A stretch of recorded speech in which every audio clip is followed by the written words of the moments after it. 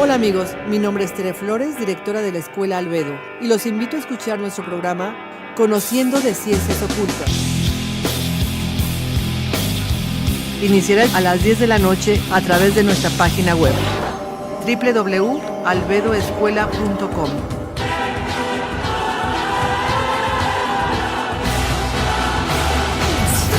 Un programa fascinante, lleno de misticismo, magia, leyendas e historias asombrosas. Las ciencias ocultas tan prohibidas en una época se develan ya para aplicarlas día a día. Astrología, cábala, magia, mitología, wicca, vudú, esoterismo, metafísica y mucho más. Al aire, todos los lunes en punto de las 10 p.m. Los espero.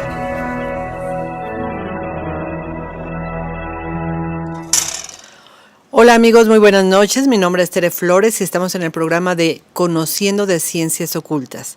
Y me da muchísimo gusto que nos estén escuchando porque hoy tenemos un tema muy interesante. Tiene algo de mágico, de científico, de imaginativo, pero finalmente va muy de la mano con todos los temas que hemos visto en este canal relacionados con la magia. Porque la oniromancia o la interpretación de los sueños, pues siempre nos va a hablar más allá de lo que imaginábamos que significa un sueño. Realmente la oniromancia es la adivinación por los sueños y otro término es la onirocrítica, que se dice que es la interpretación real de los sueños. Entonces tenemos que en el término oniromancia pues tendríamos la adivinación de los sueños y en el otro término la onirocrítica sería el método para la interpretación. Pero esto a veces se utiliza bajo una perspectiva a veces hasta científica, lo cual vamos a ir analizando lentamente hasta que podamos entender qué es esto de la oniromancia. Pero bueno, todos sabemos que desde épocas muy remotas, pero muy remotas, diríamos en la misma Biblia y en los poemas épicos de la India y en otros escritos antiguos se percibe siempre que la gente ha tenido una gran fascinación por los sueños. Y en la antigüedad se creía que los sueños contenían información valiosa y muchas veces bajo la forma de predicciones sobre el futuro del que se sueña. A veces se sueña con la familia o con la aldea, con la ciudad, o especialmente si el sueño tiene que ver con un rey o sobre el destino de la nación entera. Entonces todo eso se convertía en algo asombroso. ¿Recuerdan todos aquella historia de José el Soñador? Bueno, pues imagínense si estas historias de los antiguos faraones y de un imperio fabuloso como el antiguo Egipto, pues ¿qué podríamos decir si un rey, un faraón, está aceptando la interpretación que le hacía el gran José el Soñador? Y a menudo vamos a ver que el significado de los sueños está oculto o velado y es necesario que alguien lo interprete y tenemos que acudir con un experto. Ahora diríamos, bueno, pues es el psicoanalista el que le vas a ir a contar tus sueños y te va a escuchar y te vas a empezar a hacer preguntas de qué significa para ti esto, qué significa para ti aquello, y realmente uno acaba respondiendo el sentido de lo que estamos soñando. Eso es con el psicoanálisis o diríamos con la ayuda de un psicólogo. Pero vamos a platicar que la interpretación de los sueños, llamada oniromancia, viene del griego que significa oneiros, sueño, y mancia significa profecía. Es uno de los sistemas más antiguos de adivinación. Sabemos que en épocas remotas se consideraba un trabajo de profesionales que solían ser sacerdotes o sacerdotisas o cualquier otra persona a la que se conociera como intérprete de sueños. Por supuesto que la misión de estas personas era escuchar los sueños de la gente y explicar su significado, a veces ofreciendo algún consejo sobre lo que el consultante debía de hacer.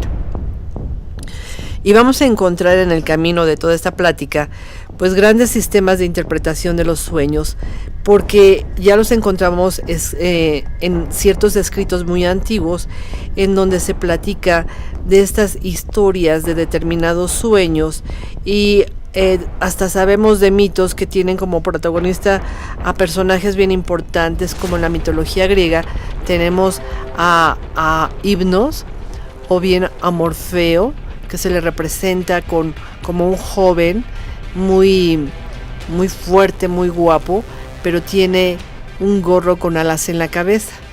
Sería Morfeo, o también conocido por Hipnos, y tiene a dos ayudantes, uno que se llama Fantaso y otro se llama Febos, que le ayudan a provocar que la persona duerma. Pero no solamente es el hecho de dormir, porque todos sabemos que dormir es necesario para cualquier ser vivo. Morfeo provocaba el que la persona durmiera y hacía que Fantaso y Febos le ayudaran a que la persona que estaba dormida soñara. Y bueno, ahí vienen historias fabulosas y muy interesantes que ya iremos platicando conforme vaya pasando este programa, porque también tenemos otra historia de un gran mito del héroe asirio llamado Gilgamesh. Se registraron los sueños que tenía Gilgamesh en tablillas de barro aproximadamente alrededor del siglo 6 o 7 antes de Cristo, y todo esto lo sabemos porque estas tablillas todavía existen, han sido traducidas y en varias de ellas se platican de los sueños de este gran héroe llamado Gilgamesh. Pero también en el antiguo Egipto, como platicábamos hace un momento, se conocía a los intérpretes de sueños como los hombres cultos de la biblioteca mágica, y residían en templos en donde se adoraba al dios de los sueños, en ese tiempo conocido como Serapis. Bueno, pues se designaban lugares especiales no solo para la interpretación de los sueños, sino también para el mismo acto de soñar. Mucha gente esperaba que las soluciones a sus problemas que se les escapaban durante las horas de vigilia, pues les serían seguramente revelados durante un sueño enviado por los dioses, siempre que se siguieran procesos correctos. Se sabe que nosotros cuando tenemos un asunto pendiente, un problema, o de hecho hemos perdido algo, o no encontramos la solución, siempre decimos, bueno, pues voy a que me aconseje la almohada. O sea, parecería increíble, pero el sueño reparador te va a hacer pensar más claro, y al otro día tienes la respuesta, no sabes ni por qué, ni quién te la dijo, pero sabes o a dónde ir a buscar algo, o bien cuál es la solución al problema que tenías un día antes. Y bueno, nosotros sabemos que no es fácil recordar los sueños, a veces se tiene uno que esforzar muchísimo para poder recordar a los sueños. Se sabe que en el antiguo Egipto, pues recibir sueños útiles, pues tenía que hacerse con determinados procesos, como decíamos. Los egipcios dormían a la sombra de la gran esfinge o en algunos de los templos de Serapis.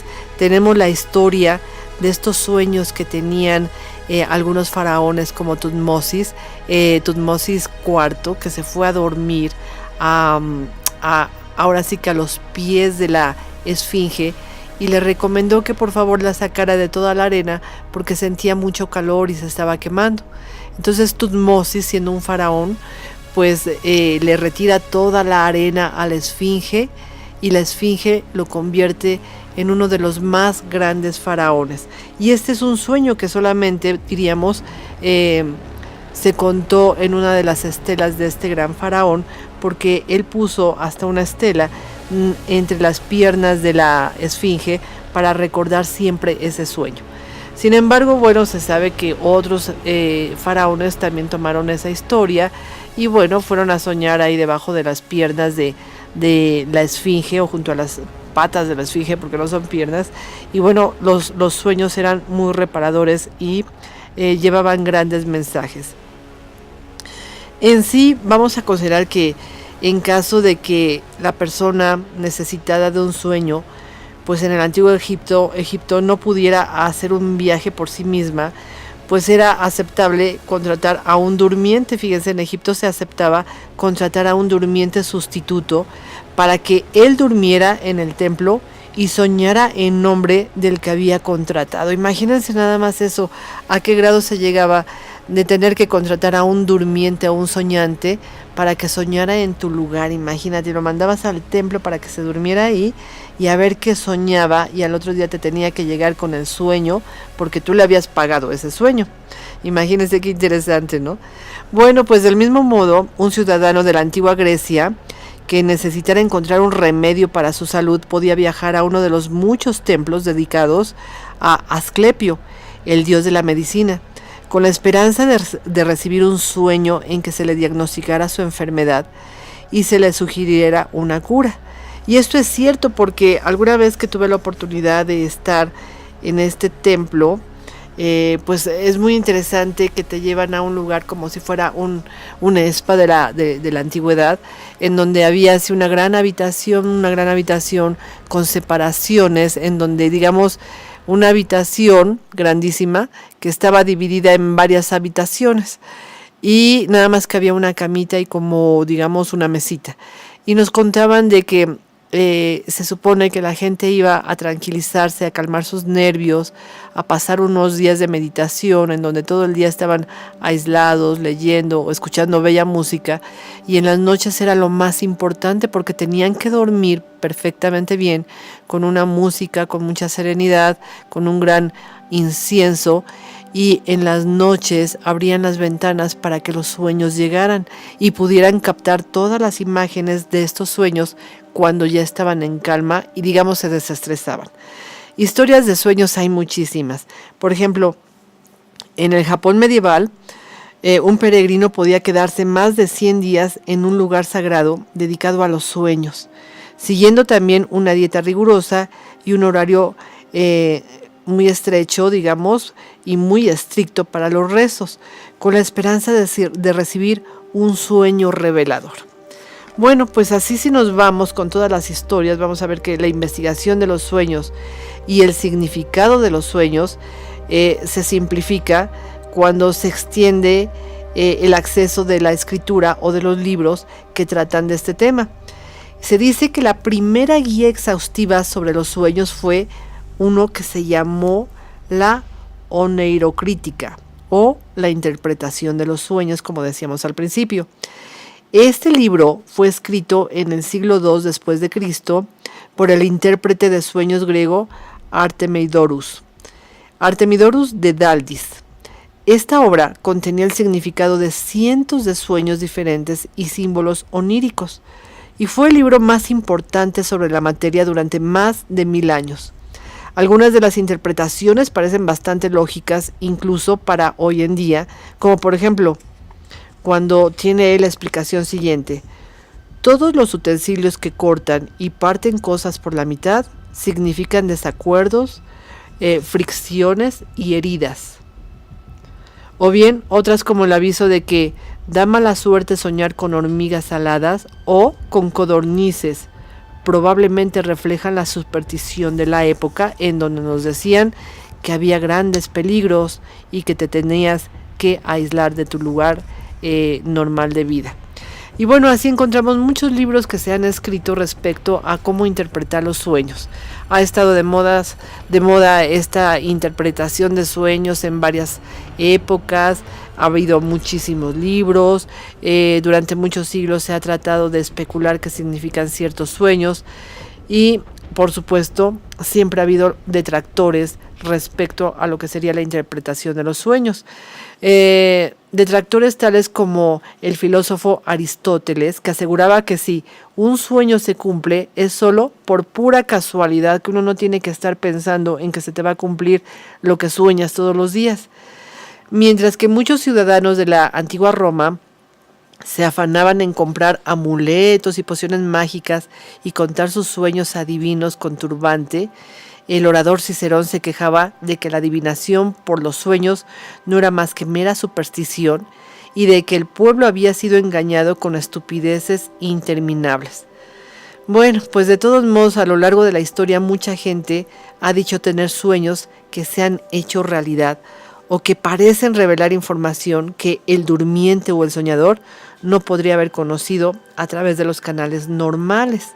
Y en realidad una de las características de los magos y chamanes legendarios es que se supone que son capaces de ver lo que está ocurriendo en cualquier lugar, incluso en sueños, poniéndose en estado de trance o usando, como platicábamos, la bola de cristal. Recuerdan que ya platicamos de todo lo que es la bola de cristal.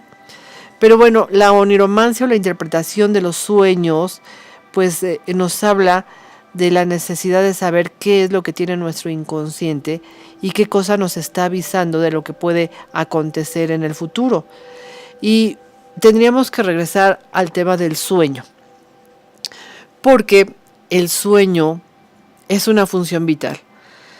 Sin vida onírica, mientras dormimos, no podríamos sobrevivir. Es importantísimo dormir y es importantísimo soñar. La propensión al sueño no es exclusiva de la vida nocturna. Se dice que en estado de vigilia también se sueña. Es decir, estando despiertos físicamente también se sueña. Y no nos referimos al hecho de imaginar, de esperar, o de querer, o de desear, sino de aquellos sueños que tenemos despiertos. Esos cortos instantes de evasión en que el espíritu se libera, deriva unos instantes durante los que estamos inmersos en un estado que tal vez se sitúa entre la vigilia y el sueño, tal vez hasta como podríamos llamarlo ensoñación. Y es cuando hablamos que la gente nos ve así distraídos y nos tienen que repetir varias veces lo mismo para que lo entendamos. Y es que andábamos en otra parte. Y nos repiten 2 o 3 veces las cosas para que lo comprendamos y reaccionemos, pues estamos tan absortos en otras preocupaciones o en otras ideas que nos alejamos del mundo real. Y desde siempre el hombre sueña igual que respira y a veces sus sueños se hacen realidad. Y ahí empezamos con nuestro tema del día de hoy. ¿Por qué a veces los sueños se hacen realidad? Pero realmente, ¿para qué sirven los sueños? ¿De dónde vienen? ¿Tienen un sentido? Y luego, por último, ¿qué significan los sueños? Por supuesto que los psicoanalistas modernos no fueron los primeros en formular estas preguntas. Tenemos en la antigua Babilonia, en el antiguo Egipto, en Israel, en Persia, en la India, en China, en Japón, pues como vimos ya se lo planteaban mucho antes de la aparición de la escritura. También se conocían los efectos terapéuticos de la interpretación de los sueños. Y de este modo, el hombre antiguo daba y encontraba un sentido a sus sueños, utilizando el lenguaje de los signos, de los símbolos, de los mitos y de las creencias. Más tarde, en los países islámicos, la oniromancia fue el único arte adivinatorio aceptado por el profeta y predicado por los creyentes. Estos elaboraron un verdadero código moral, o diríamos deontológico, para la práctica de esta mancia, que nada debe al sistema elaborado por nuestros psicoanalistas actuales. Y entonces vemos que se pronunciaban ciertas palabras para poder soñar adecuadamente o para que pudieran llegar las ideas o el aviso a través de los sueños. Entonces estos países islámicos pues tenían ciertas palabras que pronunciaban digamos parecidas a las que el mismo profeta pronunciaba, y en la interpretación de los sueños pues se disponía a preguntar siempre si se habían dicho las palabras sagradas que el profeta Mahoma había mencionado algún día cuando se iba a dormir para recordar sus sueños. Y las palabras eran las siguientes: que el bien te resulte próximo y que el mal se aleje de ti, que sea un bien para ti y un mal para tus enemigos. Loado sea Alá, Señor del universo. Cuenta tu sueño. Y entonces cuando ya se iba a platicar el sueño a la persona que lo interpretaba, pues primero le preguntaba el interpretador, diríamos, o el intérprete, si había dicho las palabras sagradas. Y entonces el soñante decía que sí, y entonces ya juntos volvían a repetir estas palabras, y ya que se quedaba callado el soñante o el soñador, el interpretador del sueño decía: cuenta tu sueño, y ahora sí podemos estar en paz porque tu sueño nos va a traer una respuesta adecuada. Entonces fíjense, los países islámicos en donde no se puede uno colgar cualquier talismán ni orar a cualquier dios que no sea pues simple y sencillamente Alá, no se permitía hablar muchísimo de los sueños si no se hacía a través de estas palabras mágicas. Pero bueno, volviendo al asunto de ¿por qué soñamos? Y nos responderían los neurólogos, diciendo que la función del sueño resulta de nuestra actividad cerebral y orgánica. Los psicoanalistas freudianos ven en ella efectos compensatorios y fantasmas producidos por la libido. Libido es una palabra latina que significa deseo, entendido aquí como energía de los instintos y de las tendencias que constituyen el fondo de la personalidad. O sea, ¿qué es lo que desea la personalidad? ¿Cómo está formada esta personalidad que está teniendo determinados deseos? Y no me refiero a simplemente deseos eróticos o sexuales, sino a los deseos de alcanzar algo, de tener algo, un objeto, algún reto o algún triunfo, ¿ok? Los psicoanalistas junguianos explican que nuestros sueños son portadores de mensajes simbólicos, cuya interpretación es un buen medio para conocernos a nosotros mismos, para orientarnos cuando tenemos problemas psíquicos o materiales o cuando atravesamos momentos de confusión. Los antiguos entendían sus sueños como mensajes enviados por los dioses para iluminarles, prevenirles, advertirles y guiarles. Como ocurre a menudo, cuando los hombres se plantean una cuestión, digamos, de las llamadas dudas que tenemos todos, y cada especialista tiene, digamos, una parte de la verdad, la cual se encuentra mediante una hábil síntesis de las respuestas que se nos proponen.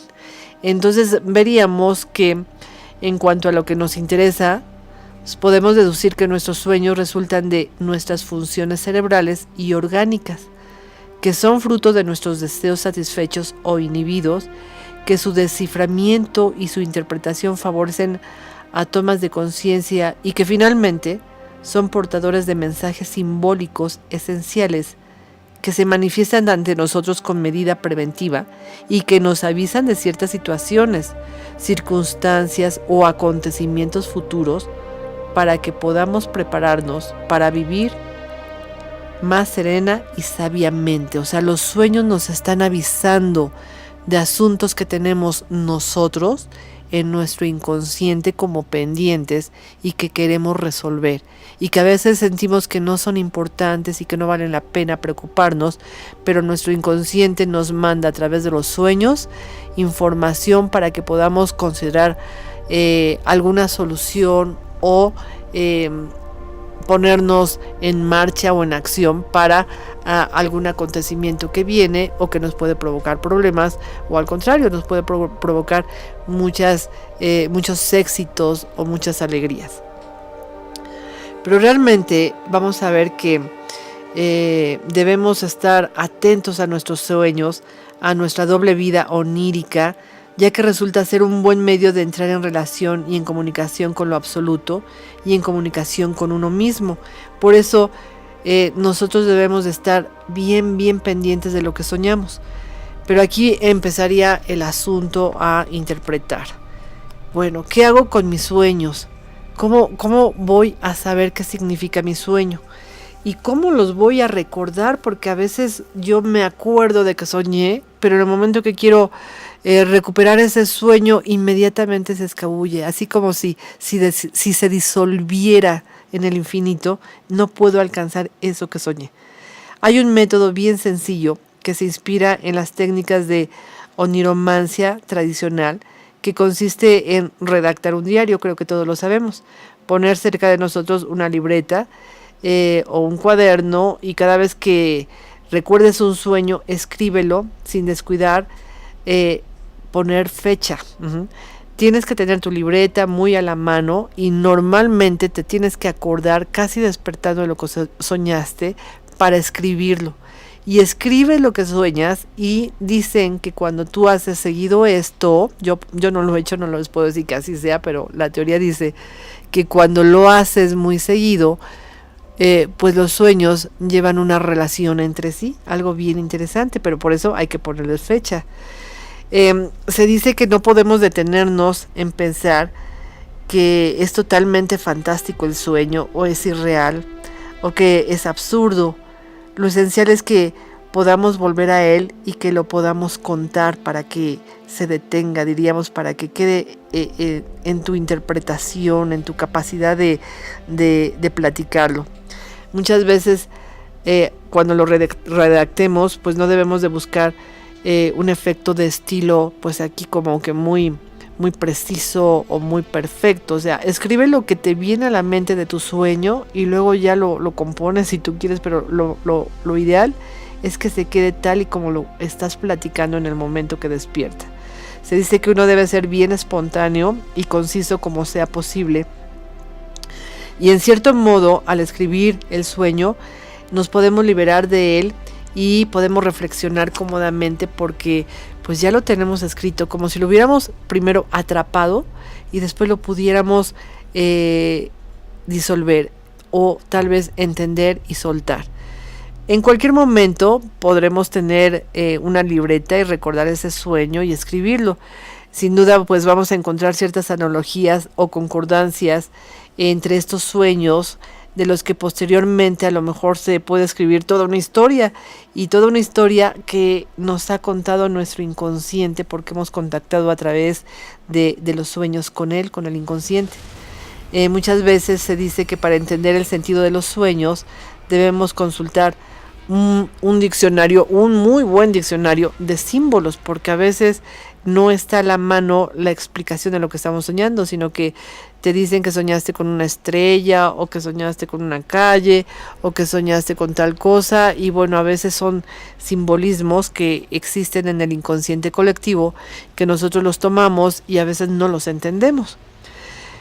Normalmente en la actualidad se dice que pues recurrir a una persona que nos interprete pues no es muy conveniente porque la interpretación debe salir de ti mismo.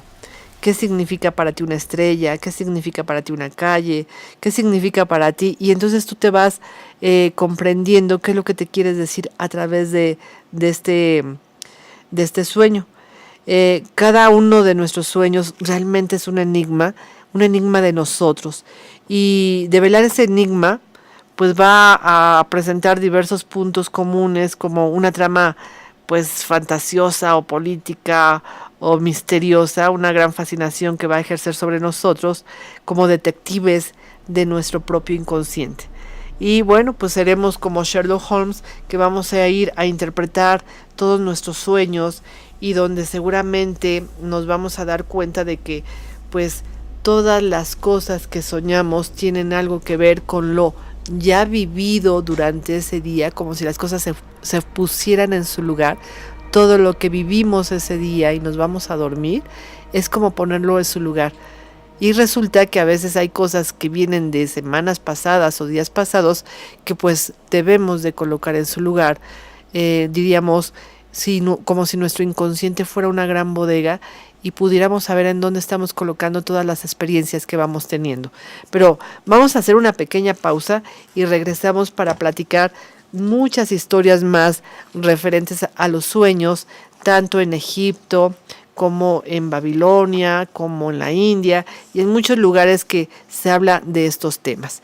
No se vayan amigos, regresamos en un momento. Hola amigos, ya estamos aquí de regreso y me da muchísimo gusto porque nos están escuchando de varios lugares. Muchas gracias. Pues ahora sí que muchos saludos allá a Monterrey, que nos está escuchando nuestra querida Margarita, que ya la extrañamos porque se fue a vivir allá, pero seguimos en contacto. Me da muchísimo gusto que todos los que están pendientes de este programa, pues los estamos viendo aquí en el chat. Si quieren escribir, si quieren preguntar algo, pues vamos a tratar de estar en contacto con ustedes. Y bueno, seguimos, el tema es oniromancia o interpretación de los sueños.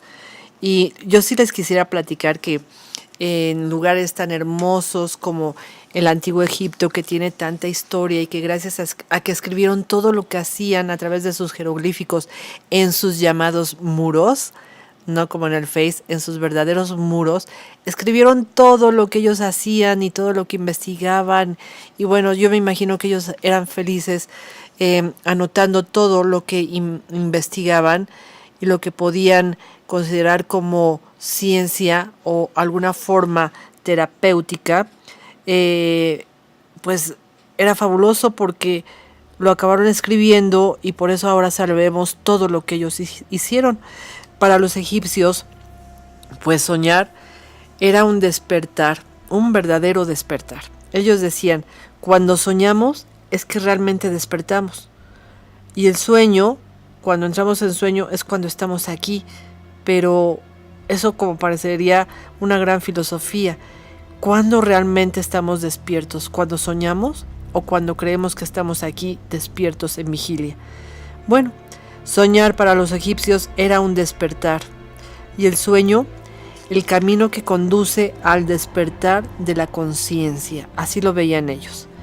En efecto, vamos a ver que el sueño escrito en los jeroglíficos pues deriva directamente del verbo que significa velar y despertarse. Entonces ellos ponían el asunto de que estamos soñando o estamos despiertos.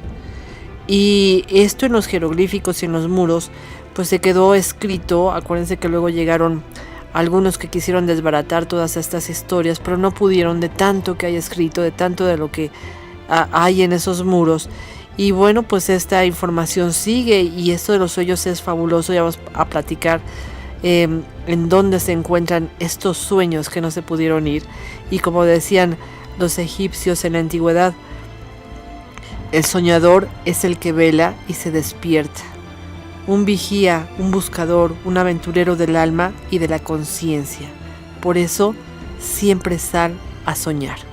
Y bueno, para ellos no hay ninguna duda del carácter mágico y premonitorio del sueño, puesto que en su sueño el durmiente entra en una realidad distinta, dentro de la cual se le puede revelar el futuro.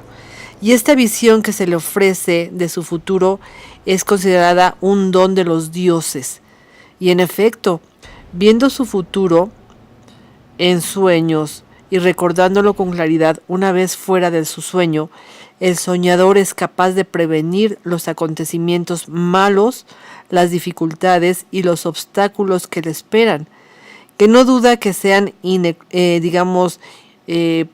pues ahora sí que se vayan a realizar y que puedan hacer algo para evitar esa realidad que el sueño le está avisando que va a suceder, o bien que si simplemente no se hace nada, pues se va a hacer ese hecho y las consecuencias pueden ser muy nefastas o desastrosas. Entonces ellos consideraban que era muy importante poder prevenir cualquier situación terrible a través de la interpretación de los sueños. Ellos veían al sueño como una fuerza mágica. La fuerza mágica o un don cedido por los dioses a los hombres para que ellos pudieran prever las circunstancias futuras de la vida y anticipar los acontecimientos venideros. Y pensándolo bien, pues se trata de una actitud totalmente inteligente y terapéutica, puesto que consiste en prevenir el mal antes de curarlo. Esta era su medicina preventiva. Antes de que suceda, yo te voy a curar. Y bueno, recuerden que ellos tenían más de 3,000 dioses y cada dios tenía una función. Pues sí, así es. Aquí vamos a encontrar a los guardianes del sueño y entre ellos tenemos a Neit y a Bes, donde nos dicen cuidado porque ir al sueño puede ser peligroso, porque es el reino de las sombras y de los muertos. Y a veces ahí hay espectros que tienen malas intenciones. Y si tú no vas seguro a esos lugares, pues te puedes encontrar con estos malos espíritus que te pueden atrapar. Y debes de ir entonces al mundo de los sueños bien protegido. Según los egipcios, para acceder al reino del sueño premonitorio, que era un don de los dioses otorgado a los hombres, hay que tomar algunas precauciones. Por tanto, estas dos divinidades protectoras acompañan al soñador y lo defienden de cualquiera de estos espectros o espíritus con malas intenciones. La primera es Neit, llamada la que es o la terrible. Ella es una diosa guerrera cuyos atributos eran el arco y la flecha. Posteriormente sería asociada a Atenea, la diosa griega, y al igual que ésta, se suponía que debía enseñar el arte de tejer a los hombres. Se trataba también, por tanto, de una divinidad del destino. O sea, les enseñaba a tejer su destino. Eso es bien importante. Recuerden que la diosa Atenea era la mejor tejedora. Bueno, pues la copiaron de esta diosa egipcia que se llama Neit. Bueno, se dice que a Neit, que es precisamente la diosa egipcia cuidadora de los sueños, a veces se la esculpía en la madera de la cabecera de la cama del durmiente. Fíjense qué interesante. Obvio, la representaban con su arco tensado, listo para lanzar una flecha sobre el demonio de la noche. Y la segunda deidad es Bes, que más que una divinidad era un espíritu común, con aspecto de enano barbudo, haciendo muecas todo el tiempo con el rostro. En su caso, figuraba entre los objetos de aseo situados cerca de la cama del durmiente mientras dormía, pero a veces también se esculpía en los pies de la cama. Su atributo era un tamborcillo que tocaba para ahuyentar a los demonios de la noche y que no se apoderaran de tu sueño. Pues bien, protegidos los egipcios por esta divinidad de nombre Bes, y siendo un buen espíritu, pues el durmiente se podía ir tranquilo a ese mundo de los sueños, porque aseguraba su sueño tranquilo. Y bueno, pues al menos se consolaba antes de irse a dormir sabiendo que tenía en la cabecera a la diosa Neit y en la piecera tenía a esta entidad llamada Bes. Pero por si esto no bastaba, todavía podía recitar una oración a su despertar para eliminar los trastornos de su sueño y alejarle de los pensamientos nefastos, consecuencia de las pesadillas o para poder sacar provecho de los mensajes transmitidos por su sueño. Y la oración era la siguiente, escúchenla con atención. Ven a mí, Isis madre, madre mía. Sabes, he tenido visiones lejos de ti en tu ciudad. Heme aquí. Horus, hijo mío, confiesa lo que has visto para que desaparezcan estas amenazas que pueblan tus sueños y que el fuego ataque a los que te asusten. ¿Sabes? He venido para verte y eliminar tus males y extirpar todo lo que es pernicioso. Esto que les acabo de leer es un extracto del papiro hierático que se encuentra en el Museo Británico de Londres, descifrado por Alan Garnier en el año de 1935. Como se darán cuenta, era un recurso infalible para que el durmiente pudiera invocar a la diosa Isis, que es la diosa maga, la gran protectora de Egipto y de todos los egipcios, y bueno, lo cuidara de ese despertar en donde si había tenido pesadillas, pues no quería ni recordarlas, ni que se fueran a hacer una realidad aquí en el mundo físico. Y bueno, pues los egipcios sí se cuidaban muchísimo de todo lo que podían ver en sueños. Fíjense, nosotros normalmente, pues cuando mucho nos persignaremos, pero no hacemos mucho por pensar a quién me voy a encontrar en sueños. Bueno, pues ellos tenían algo que se llamaba la Casa de la Vida. La Casa de la Vida, que les he platicado que eran como templos en donde se sanaba a la gente, eran como hospitales también. Pero aquí vamos a ver que el sueño en Egipto lo consideraban como el viaje nocturno del alma. Entonces el alma tenía que viajar al reino de los dioses, y de esta estancia regular el hombre podía aprender algo provechoso para su vida actual y futura. Se sabe cómo tenía que actuar para protegerse de las fuerzas del mal que pueblan estos mundos de los sueños, o que pueden ser pesadillas, pero realmente esto sucedía, pero si se protegía ya no podía ir tan lejos. Sin embargo, también, igual que en la actualidad, se tenía dudas de cómo interpretar los sueños, o sea, ¿qué puedo pensar de este sueño? Entonces, el egipcio debía consultar a un intérprete de sueños o a un especialista en oniromancia, es decir, un sacerdote escriba que oficiaba en la casa de la vida. Se trataba de un lugar situado en las proximidades de las ciudades de Egipto, comparable a una especie de monasterio o un instituto religioso, así como un sanatorio, una casa de reposo, en fin, en donde los sacerdotes se dedicaban a conservar los manuscritos. Normalmente los manuscritos se copiaban una y otra vez, y estos manuscritos de rituales sagrados del antiguo Egipto pues siempre estaban a la mano cuando se necesitaban. Y en Egipto estudiaban y practicaban todo tipo de ciencias que estaban reservadas exclusivamente a los iniciados, como astronomía y astrología, medicina, adivinación y por supuesto teología. De manera que la casa de la vida, por ejemplo de Dendera, era célebre por las curaciones casi milagrosas que hacían los sacerdotes escribas, médicos y hechiceros, así como por sus trabajos astrológicos de gran precisión. Hay otra casa de la vida que fue muy famosa, la casa de la vida de Canope, la actual ciudad de Abukir, una localidad del actual Egipto situada al noreste de Alejandría. Hacía esta casa de la vida las veces de centro de curación, en donde los egipcios enfermos, depresivos o cansados iban a descansar, a regenerarse o a curarse según el caso. Y finalmente la casa de la vida de Menfis tenía fama por sus curas de sueños y las revelaciones que los sacerdotes escribas eran capaces de ofrecer a los soñadores interpretando sus sueños. Era pues un sacerdote escriba convertido en maestro de la interpretación de los sueños, quien explicaba al soñador el sentido de sus mensajes contenidos en sus sueños, tanto utilizados de tal manera que el que soñaba podía tener la experiencia de el hecho o de que el hecho iba a ser realidad.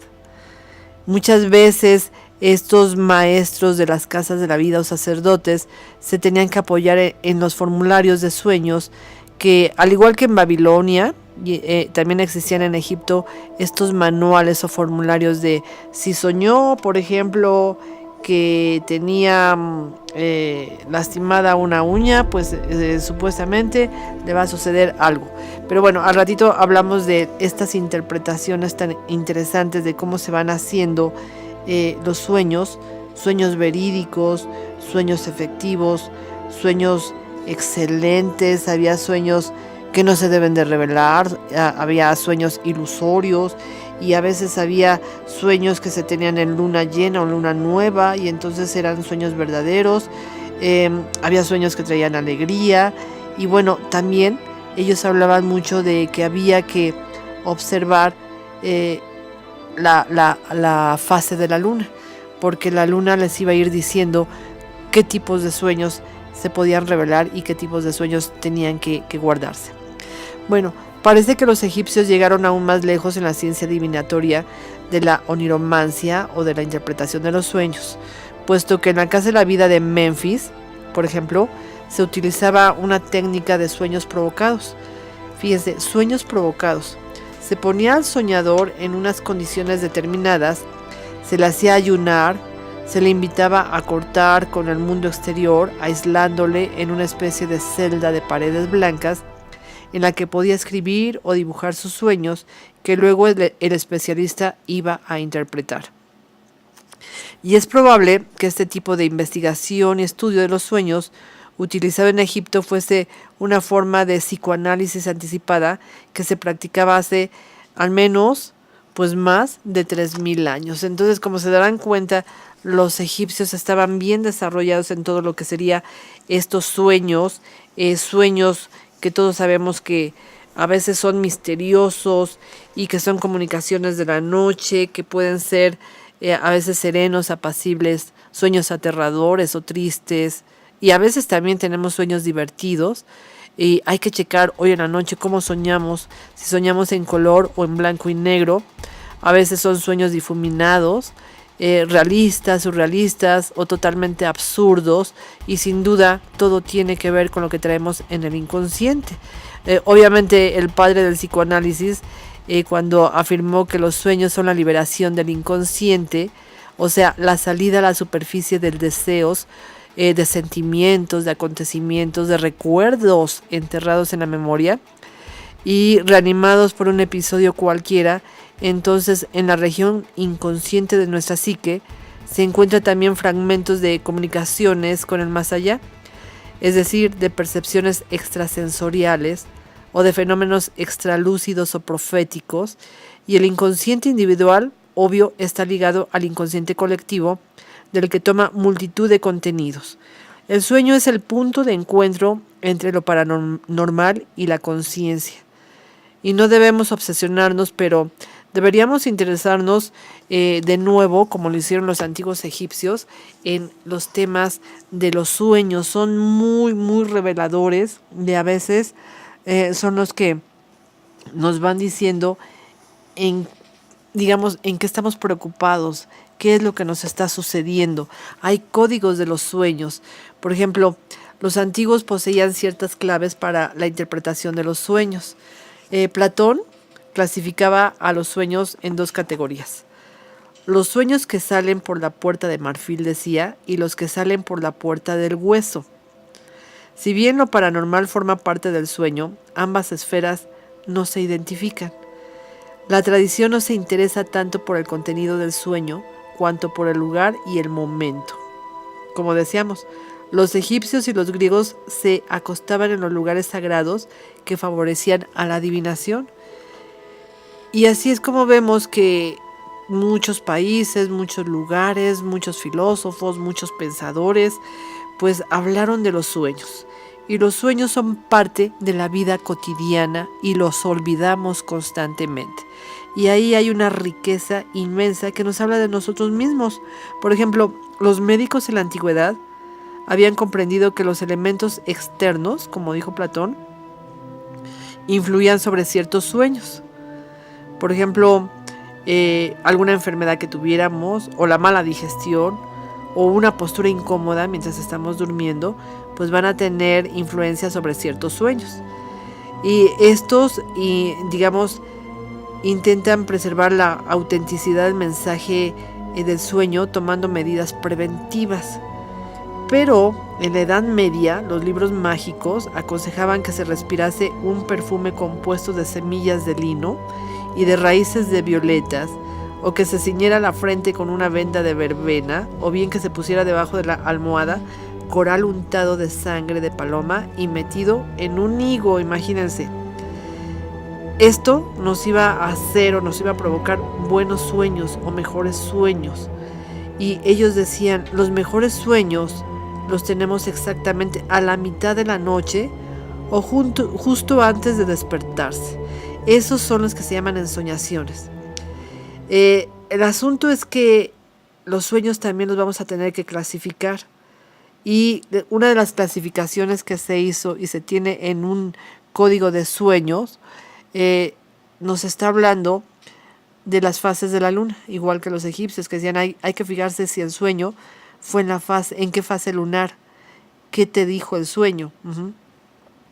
Y entonces empezamos a ver que este códice o código de sueños pues tendría un montón de historias de acuerdo a la fase de la luna. Les voy a dar un ejemplo. Por ejemplo, nos dicen la clasificación que se debe de interpretar de acuerdo al ciclo de la luna y a la noche en que se duerme, si es jueves, viernes, sábado, domingo, pues tenemos que observar. Por eso es importante escribir en nuestro diario de sueños la fecha y por supuesto el día. Entonces nos dicen, si el primer día de la luna, que sería luna nueva, tenemos un sueño, es que esos sueños son verdaderos. El segundo día de la luna nueva serán sueños ilusorios. El tercer día de la luna nueva serán sueños sin efecto. Y luego vamos allá al cuarto día, sueños felices. El quinto día, sueños sin efecto. El sexto día, sueños que no se deben revelar. El séptimo día, sueños de efectos felices. El octavo día, que sería el primer cuarto de la luna, sueños sin efecto. Y entonces así nos seguiríamos con todas las fases de la luna, pero por día. Obviamente cada fase de la luna, si nosotros sabemos un poquito de astrología o astronomía, cada fase de la luna pues tendría 7 días. Y entonces así nos seguimos hasta que de repente pues llegamos a lo que serían las lunas. Por ejemplo, la luna llena, el mero día de la luna llena, nos dice que son sueños de efectos visibles. Al siguiente día de la luna llena, son sueños de efectos excelentes. Luego sería 1, 2, 3, el tercer día de la luna llena serían sueños que no podrán ser revelados hasta 3 días después. Al siguiente día son sueños sin efectos. Y así te sigues hasta que pues llegamos nuevamente a la otra fase de la luna y diríamos, no cabe duda que hay que observar que estoy soñando, porque ya en el día de la luna casi menguante vamos a encontrar que son sueños verídicos. El día de la luna que está en cuarto menguante son sueños verídicos. Al siguiente día son sueños que traerán satisfacciones.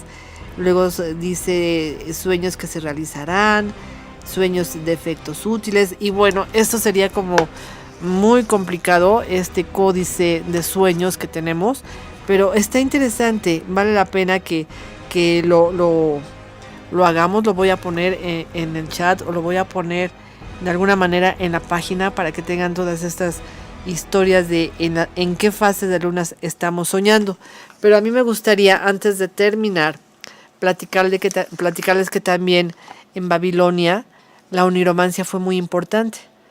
Al hablar de la interpretación de los sueños en Babilonia, nos referimos de hecho a la tradición sumerio acadia, también a los asirios y a los caldeos, porque ellos, respecto al arte de la adivinación y de la ciencia de los presagios, pues diríamos eran unos maestrazos.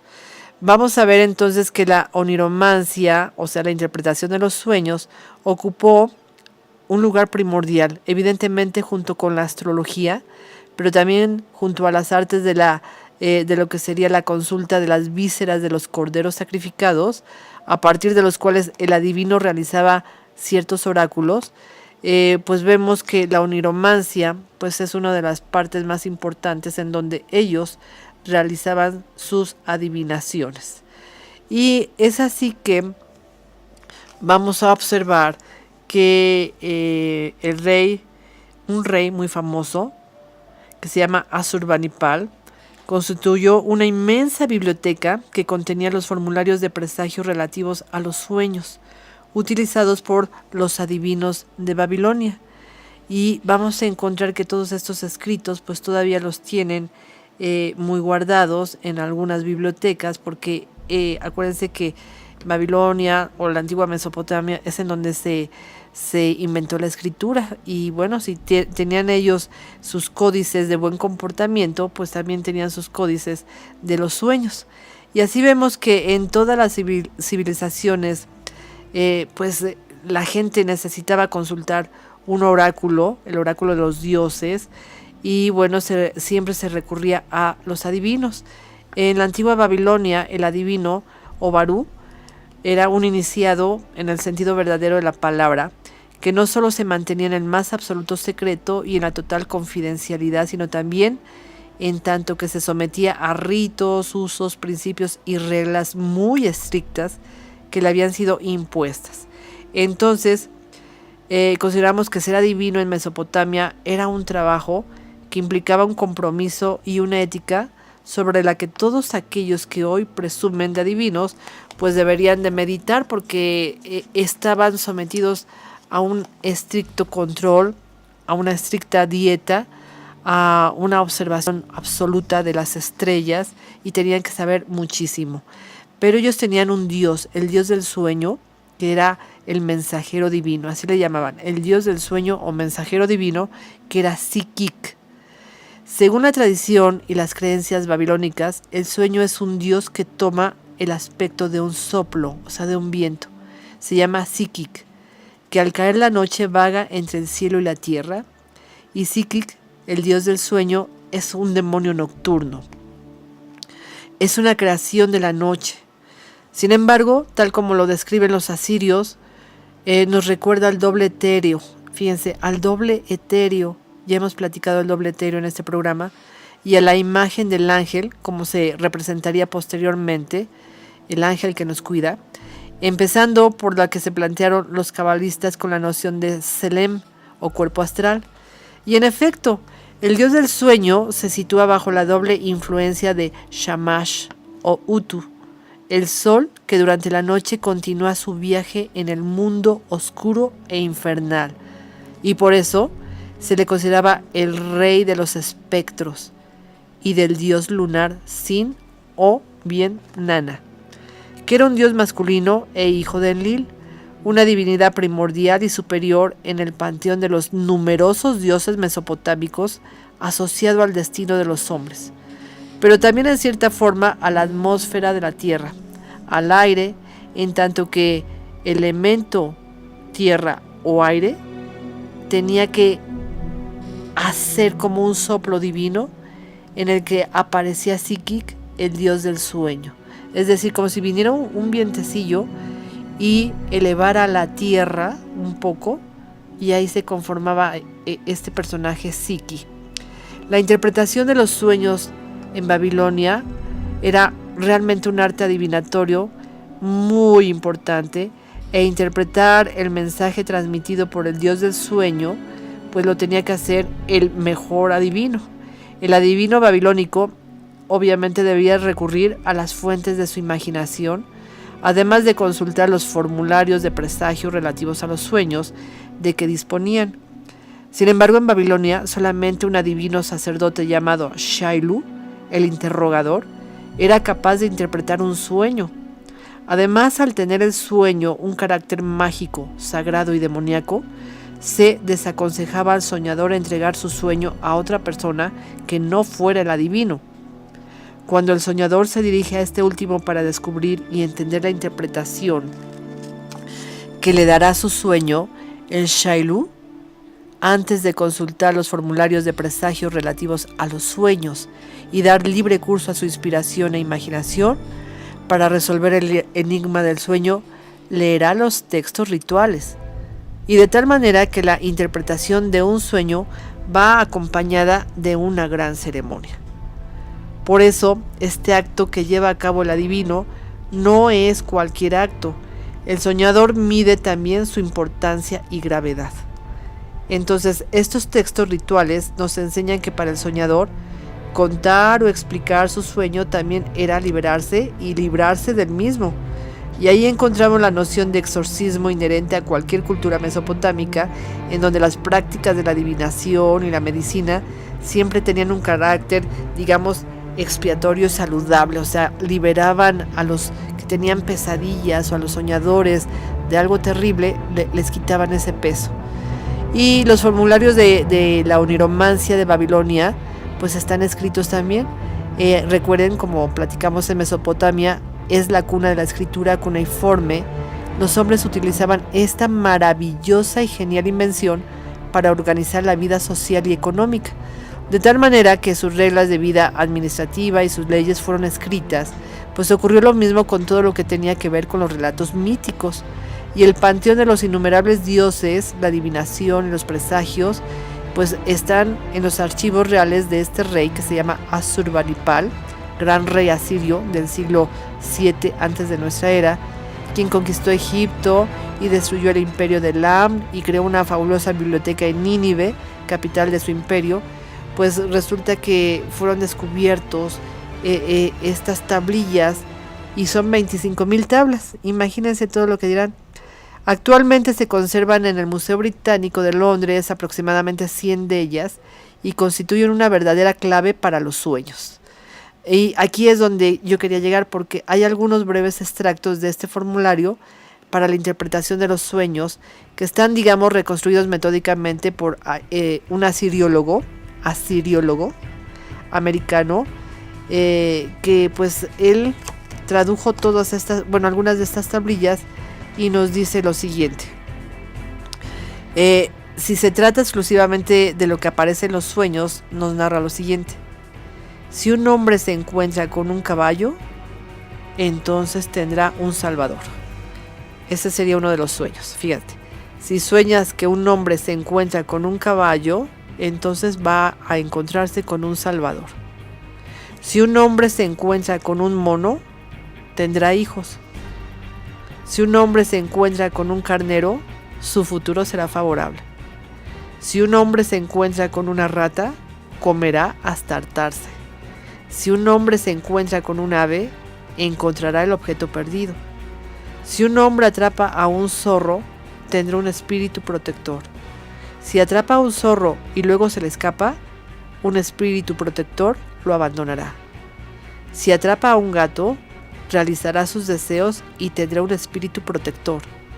Si un hombre atrapa a un macho cabrío, se apoderará de él un espíritu maligno. Si atrapa a un carnero, la justicia le perseguirá. Y entonces en las tablillas que encontraron de esta gran biblioteca que el rey Asurbanipal creó en Nínive y que ya fueron traducidas estas tablillas, pues nos hablan de estos sueños. Muy interesante porque es un formulario de sueños. Ya platicaremos de otros formularios porque pues en la actualidad también los hay. Y bueno, hablaremos de la interpretación de sueños, que insistimos, en la actualidad se dice, tú solo interpreta tu sueño. ¿Ok?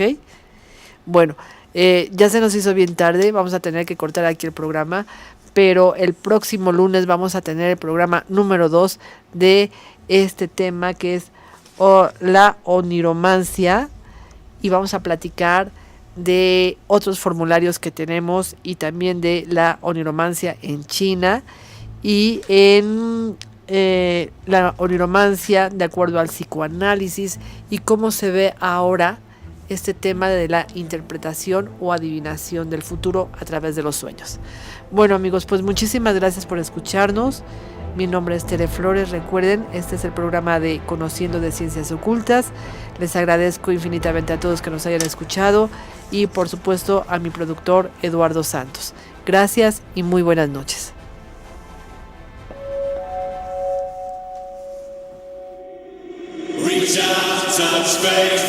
Hola amigos, mi nombre es Tere Flores, directora de la Escuela Albedo, y los invito a escuchar nuestro programa Conociendo de Ciencias Ocultas. Iniciará a las 10 de la noche a través de nuestra página web www.albedoescuela.com.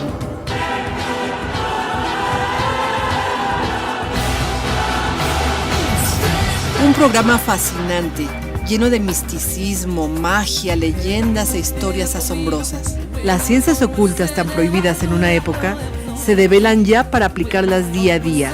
Astrología, cábala, magia, mitología, wicca, vudú, esoterismo, metafísica y mucho más. Al aire, todos los lunes en punto de las 10 p.m. Los espero.